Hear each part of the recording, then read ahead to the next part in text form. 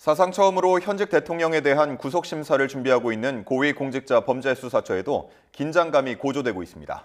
심사 과정에서 윤 대통령 변호인단과 치열한 공방이 예상되는데요. 현장 취재기자 연결합니다. 권준수 기자. 네, 고위공직자범죄수사처에 나와 있습니다. 네, 이번 실질 심사를 앞두고 공수처 입장에서는 윤 대통령의 신병을 확보하겠다는 의지가 확고한 거죠.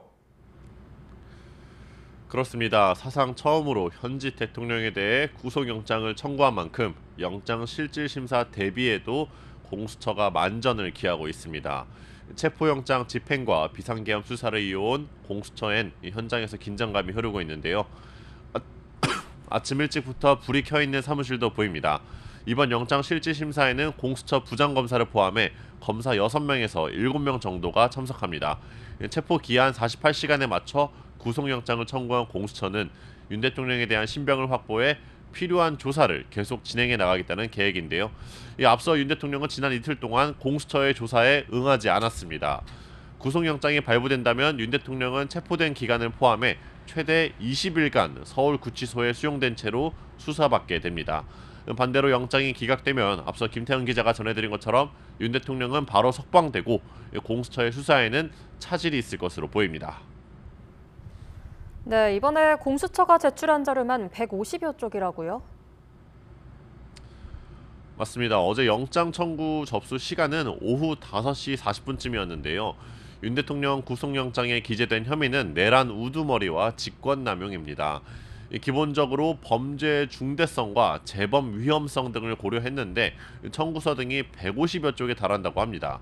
손수레에 담아서 옮겨야 할 정도로 많은 양인데요. 경찰 국가수사본부가 자료를 적극적으로 공유해줘서 큰 도움이 됐다고 하는데 검찰에서도 김용현 전 국방부 장관 등 핵심 피의자 신문조서 등을 제공해서 종합적으로 반영한 것으로 전해졌습니다. 영장을 심사하는 서울 서부지방법원 앞에도 인파가 몰렸다고요. 네, 서부지법 근처에선 윤 대통령 지지 집회가 밤새 이어졌습니다. 어제는 법원 정문을 봉쇄한 윤 대통령 지지 시위대를 경찰이 강제 해산하기도 했는데요. 오늘도 집회가 계속 이어질 거로 보입니다. 법원은 어제 오후 7시부터 출입구를 폐쇄했는데 차량 출입은 영장심사 관계자로 제한되고요. 출입기자들도 오늘 오전 11시 반부터 주차장까지만 들어갈 수 있습니다. 네, 그렇다면 이번 영장 심사 결과는 언제쯤 나올까요? 네, 오늘 오후 2시에 시작되니까 이르면 오늘 밤 안으로 나올 수도 있는데요. 그런데 이제 현직 대통령이다 보니 통상적인 시간보다 더 오래 걸릴 전망입니다. 실제로 체포영장 때는 이 서울 서부지법에서 심사 결과가 나오는데 33시간가량 걸렸는데요. 이번에는 서울 서부지법 주말 당직을 맡은 차은경 부장판사가 심리할 예정입니다. 다만 헌정사 첫 대통령 구속 여부를 결정하는 사건인데 당직 판사가 심사하는 건 이례적이라는 평가도 나옵니다. 윤 대통령 측 입장에선 그동안 체포영장을 발부한 서부지법 판사 2명은 모두 피해갔는데 이번에 이제 구속영장 청구는 어떤 결과가 나올지 주목됩니다. 지금까지 고위공직자범죄수사처에서 YTN 권유수입니다.